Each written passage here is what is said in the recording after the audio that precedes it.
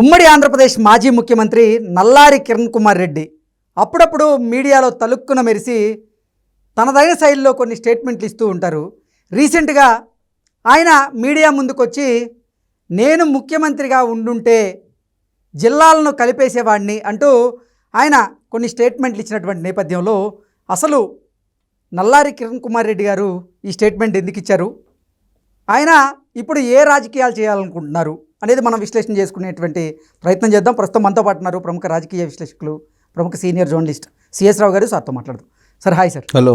నల్లారి కిరణ్ కుమార్ రెడ్డి గారు అప్పుడప్పుడు మీడియా ముందుకు వస్తూ ఉంటారు, తలుక్కున మెరిచి కొన్ని స్టేట్మెంట్ ఇచ్చి వెళ్ళిపోతూ ఉంటారు.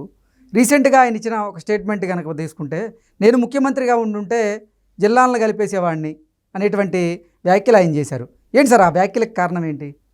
ఒకటేంటంటే రాజకీయ పార్టీలు సంబంధించిన నాయకులు ఎప్పుడైనా సరే ప్రజల్లో ఎప్పటికప్పుడు నానుతూ ఉండాలి, వాళ్ళ గురించి మాట్లాడుకుంటూ ఉండాలి అనేటువంటి అభిప్రాయం ఉంటుంది. సో వాళ్ళ గురించి మాట్లాడుకోవాలి అని అంటే ఏదో రకంగా మీడియాలో కనిపిస్తూ ఉండాలి. అందుకే చాలామంది పేపర్ టైగర్స్ అంటారు. అంటే పేపర్లో న్యూస్ వరకే వాళ్ళు పరిమితం, గ్రౌండ్ లెవెల్లో వాళ్ళకేం ఓట్లు ఉండవు, 10 ఓట్లు కూడా ఉండవు. అలాగే ఇప్పుడు టీవీ చిరతలు వచ్చినాయి. ఈ టీవీ చిరతలు కొన్ని ఇప్పుడు వీళ్ళు ఏమనుకుంటారంటే వీళ్ళు టీవీల్లో లేకపోతే డిజిటల్ మీడియాలో కనిపిస్తున్నారు కాబట్టి మేమే తోపులమి, మాకన్నా ఎవరు ప్రజాసేవ చేసేవాళ్ళు లేదు, మాకన్నా ఎవరు పార్టీని నిలిపేవాళ్ళు లేరు, మా వల్లనే పార్టీ నిలబడుతుంది అనేటువంటి ఫీలింగ్ చాలామందికి ఉంటుంది. సో రాజకీయ నాయకులు చాలామంది, అంటే కిరణ్ కుమార్ రెడ్డి అని కాదు కానీ చాలామంది ఏంటంటే మీడియాలో ఎప్పుడు కనిపించాలి, తమ గురించి మాట్లాడుకోవాలని అనుకుంటారు. ఆ కోవలోకి బహుశా కిరణ్ కుమార్ రెడ్డి కూడా ఇప్పుడు చేరిపోయారేమో అనిపిస్తుంది. ఆయన రీసెంట్గా ఆయన ఇస్తున్నటువంటి స్టేట్మెంట్లని మనం గమనిస్తే కనుక, ఆయన మాజీ సీఎం, ఉమ్మడి రాష్ట్రానికి చివరి సీఎం. రాష్ట్రాన్ని విడగొట్టడానికి ఆయన అన్ని రకాల సహాయ సహకారాలు అందించారు. సోనియా గాంధీ ఏం చెప్తే అది తూచే తప్పకుండా పాటించారు. ఆయన కనుక ఆ రోజున అసెంబ్లీ డిజాల్వ్ చేసినట్టయితే ఉమ్మడి ఆంధ్రప్రదేశ్లో, ఆ తర్వాత ఎలక్షన్స్ వచ్చిన తర్వాత ఏం జరిగి ఉండేదో తర్వాత సంగతి. కానీ ఆయన సోనియా గాంధీ ఇచ్చినటువంటి డైరెక్షన్ మేరకు ఏకగ్రీవంగా విభజన బిల్లుని ఆమోదింపజేసి అసెంబ్లీలో ఢిల్లీకి పంపించినటువంటి లాస్ట్ సీఎం ఆయన ఉమ్మడి ఆంధ్రప్రదేశ్కి. ఆ తర్వాత ఆయన ఏం చేశాడంటే కాంగ్రెస్ పార్టీకి రాజీనామా చేసి నేను సమైక్యవాదిని, రాష్ట్రాన్ని కలిపి ఉండాలి అని చెప్పి నేను భావించాను, కానీ రాష్ట్రం విడిపోయింది అని చెప్పి సమైక్యాంధ్ర అనే ఒక పార్టీ పెట్టి చెప్పు గుర్తుతోటి 2014 ఎన్నికల్లో పోటీ చేసి ఆయనతో సహా ఆ పార్టీలో పోటీ చేసినటువంటి వాళ్ళందరూ 100 కన్నా తక్కువ వచ్చినాయి ఓట్లు, డిపాజిట్లు గల్లంతని అందరికీ. ఆ తర్వాత చాలా రోజుల పాటు రాజకీయాలకి తెరబొరుగయ్యి మళ్ళీ కాంగ్రెస్ పార్టీలోకి ఎంట్రీ ఇచ్చి పిసిసి అధ్యక్ష పదవిని కావాలని చెప్పి పైరవీ చేశారు, కోరుకున్నాడు ఆయన, ప్రయత్నాలు చేస్తే అప్పట్లో రఘువీరారెడ్డి తర్వాత శైలజానాథ్ పిసిసి అధ్యక్షులుగా ఉన్నారు ఆంధ్రప్రదేశ్లో.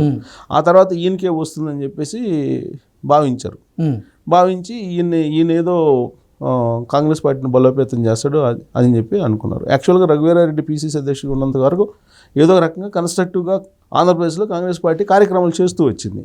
కానీ కిరణ్ కుమార్ రెడ్డి పిసిసి అధ్యక్షుడు అవుతాడు అని చెప్పి ఆయన ఏదో కావడానికే అడుగులు వేస్తున్నాడని చెప్పి కాంగ్రెస్ పార్టీలో జాయిన్ అయిన తర్వాత కాంగ్రెస్ పార్టీలో ఉండేటువంటి అధిష్టానం ఈయన్ని నమ్మలేదు, ఈయన సామర్థ్యాన్ని గుర్తించలేదు. ఈయనకి పీసీసీ ఇస్తే కనుక ఆంధ్రప్రదేశ్లో ఉండే కాంగ్రెస్ పార్టీ ఉన్నది కూడా పోద్ది అనేటువంటి అభిప్రాయానికి వచ్చి ఉండొచ్చు బహుశా. సో పక్కన పెట్టినటువంటి క్రమంలో ఈయన ఆల్ ఆఫ్ సడన్గా బీజేపీలో జాయిన్ అయిపోయాడు. బీజేపీలో జాయిన్ అయిపోయి తెలంగాణ నుంచి బీజేపీ రాజకీయాలు చేయాలని హైదరాబాద్ కేంద్రంగా చేసుకొని చేయాలని చెప్పి భావించారు. 1-2 సభల్లో తెలంగాణ బీజేపీ సభల్లో కనిపించగానే ఆయన మీద నెగిటివ్గా స్టార్ట్ అయింది. సో దాంతో తెలంగాణలో ఉండేటువంటి బీజేపీ ఆయన్ని డయాస్ మీదకి ఎక్కించడం కానీ లేదంటే ఆయన కార్యక్రమాలకి పిలవటం కానీ మానేసింది. దీంతో ఆంధ్రప్రదేశ్ వైపు చూశాడు. ఆంధ్రప్రదేశ్ వైపు చూసి ఆంధ్రప్రదేశ్ బీజేపీలో అధ్యక్ష పదవి కావాలి అని చెప్పి అనుకున్నారు, అధ్యక్షుని కావాలనుకున్నారు. కానీ ఈలోపు ఏంటి, బీజేపీ వాళ్ళు చాలా వ్యూహాత్మకంగా సోము వీర్రాజు తర్వాత పురంధరేశ్వరికి బీజేపీ అధ్యక్ష పదవిని ఇచ్చారు. సో దాంతో బీజేపీలో ఈయన అధ్యక్షుడు కూడా కాలేకపోయాడు. ఆ తర్వాత ఎలక్షన్లు వచ్చినాయి, కూటమి ఏర్పడి రాజకీయ పార్టీలు 2024 ఎలక్షన్లు వస్తే రాజంపేట నుంచి పోటీ చేశాడు ఆయన. రాజంపేట నుంచి పోటీ పెడితే ఆయన ఏదో గెలుస్తాడని చెప్పి అందరూ అనుకున్నారు. ఇంత పెద్ద గాలిలో కూడా అంటే వన్ సైడ్ ఎలక్షన్ కదా, 2024లో జరిగినటువంటి ఎలక్షన్ కూటమికి వన్ సైడ్ ఎలక్షన్, స్వీప్. అవును, రాష్ట్రం మొత్తం స్వీప్ అయినా కానీ మాజీ ముఖ్యమంత్రిగా ఆయనకంటూ ఒక ప్రత్యేకమైనటువంటి రాజకీయ నేపథ్యం ఉన్నటువంటి నాయకుడిగా ఉన్నటువంటి కిరణ్ కుమార్ రెడ్డి ఓడిపోయారు రాజంపేటలో.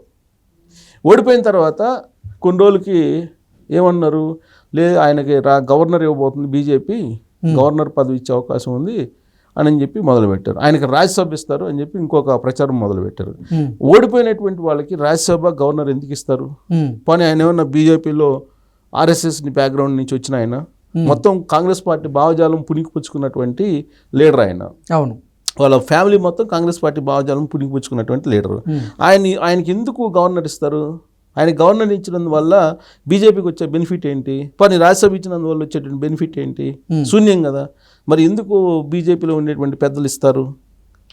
ఆ ఈక్వేషన్ లెక్కేసుకుంటే కనుక ఇదంతా కూడా కేవలం ఎగ్జిస్టెన్స్ కోసం, ప్రజల్లో ఏదో ఒక రూపంలో చర్చలో ఉండాలి అనేటువంటి ఉద్దేశంతో ఈ విధమైనటువంటి లీక్స్ తోటి. ఇప్పుడు ఆయన ముఖ్యమంత్రిగా ఉన్నప్పుడు కొంతమంది జర్నలిస్టులు ఆయన దగ్గరగా ఉండేవాళ్ళు, ఆయన కారణంగా ఆయన ద్వారా లబ్ధి పొందినటువంటి వాళ్ళు ఉన్నారు. వాళ్ళ పేర్లు కూడా తెలుసు నాకు, బట్ చెప్పడం అంత భావ్యం కాదు కాబట్టి నేను ఆ పేర్లు రివీల్ చేయట్లేదు.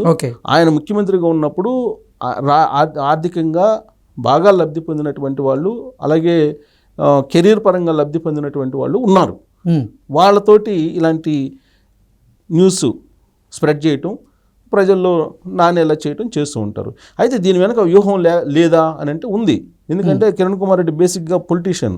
ఆయన అంతకుముందు క్రికెట్, ఆ తర్వాత క్రికెట్లో కెప్టెన్ స్థాయికి వెళ్ళాడు. ఆ తర్వాత రాజకీయాల్లోకి వచ్చి రాజకీయ నేపథ్యం ఉన్నటువంటి ఫ్యామిలీ. సో రాజకీయం లేదా అంటే ఉంది.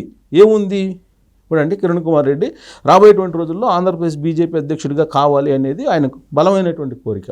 ఎందుకు అని అంటే కూటమి ప్రభుత్వం ఉంది, ఇప్పుడు కూటమి బలంగా ఉంది. రాబోయేటువంటి రోజుల్లో బీజేపీ కింగ్ మేకర్ అయ్యేటువంటి అవకాశం ఉంది.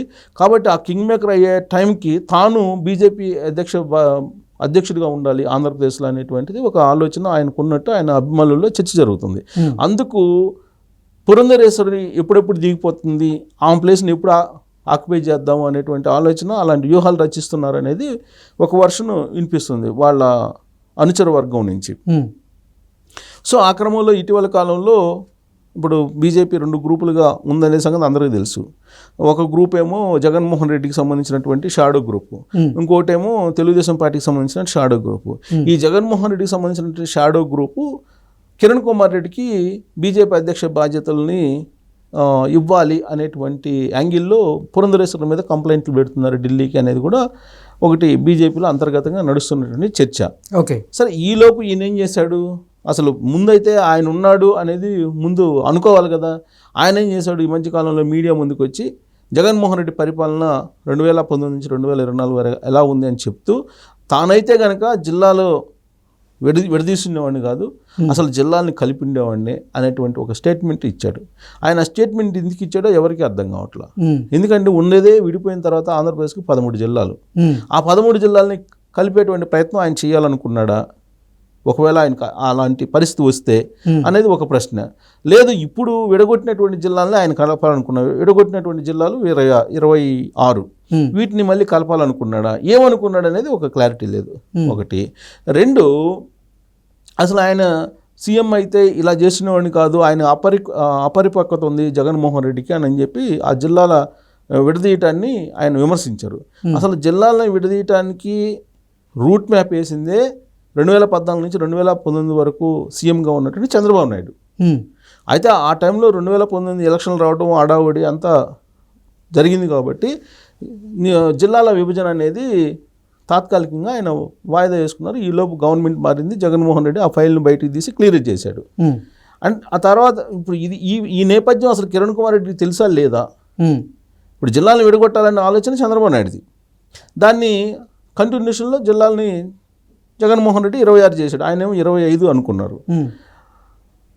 ఇంకొక వైపు ఏమో చంద్రబాబు నాయుడు యొక్క రాజకీయ సామర్థ్యము అన్నిటినేమో ప్రశంసిస్తున్నాడు కిరణ్ కుమార్ రెడ్డి. ఇండైరెక్ట్గానేమో మళ్ళీ ఇలాంటి పాలసీ విషయాల్లో విమర్శిస్తూ ఉన్నారు.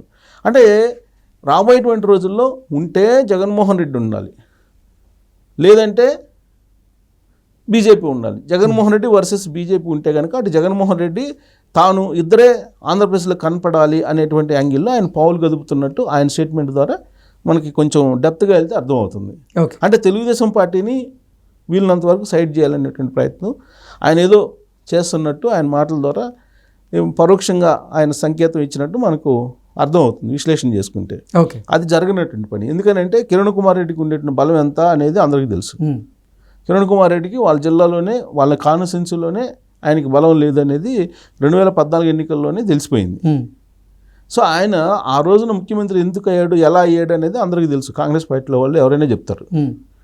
కానీ ఇప్పుడు చాలా వ్యూహాత్మకంగా ఆయన ఏం చేస్తున్నాడంటే చాప కింద నీరు మాదిరిగా తెలుగుదేశం పార్టీని, చంద్రబాబు నాయుడిని వీళ్ళనంత వరకు పరోక్షంగా డ్యామేజ్ చేసుకుంటూ వెళ్ళి రాబోయేటువంటి రోజుల్లో BJP versus YSR Congress party లాగా రాజకీయాన్ని తీసుకెళ్ళి బీజేపీలోనేమో ఆయన అధ్యక్ష బాధ్యతలు నిర్వహించి ఇక్కడేమో జగన్మోహన్ రెడ్డి వర్సెస్ కిరణ్ కుమార్ రెడ్డి లాగా తీసుకెళ్ళాలి అనేటువంటి ఒక ప్రయత్నం చేస్తున్నారు. ఓకే. అది ఫలించేటువంటి అవకాశం లేదు అనేది ఆయనకు కూడా తెలుసు. బట్ ఆయన పరోక్షంగా ఇట్లాంటి స్టేట్మెంట్లు ఇస్తూ పబ్లిక్లోకి వెళ్తే ఎలా ఉంటుందనేది ఒక లిట్మస్ టెస్ట్ లాగా ప్రయోగాలు చేస్తున్నారు ఆయన. ఓకే. సో ఆ ప్రయోగాల్ని చంద్రబాబు నాయుడు గమనించుంటారు డెఫినెట్గా. ఆయన ఎందుకంటే ఆవలిస్తే పేగులు లెక్క పెడతారు ఆయన రాజకీయాల్లో, సీనియర్ కాబట్టి. సో కాబట్టి కిరణ్ కుమార్ రెడ్డి యొక్క ఆలోచన, భవిష్యత్తు, విజన్ ఏంటి అనేది రాజకీయంగా గమనిస్తూ ఉన్నారు. సో రాబోయేటువంటి రోజుల్లో ఆయనకి గవర్నర్ కానీ లేదా అధ్యక్ష పదవి కానీ ఇవన్నీ అందన ద్రాక్షే అని చెప్పి మనం అనుకోవడానికి ప్రస్తుతం ఉన్న పరిస్థితులు కనిపిస్తున్నాయి. సో రాబోయే రోజుల్లో మారచ్చు కూడా, రాజకీయాల్లో ఏదైనా సాధ్యం. Okay sir, thank you so much. Thank you.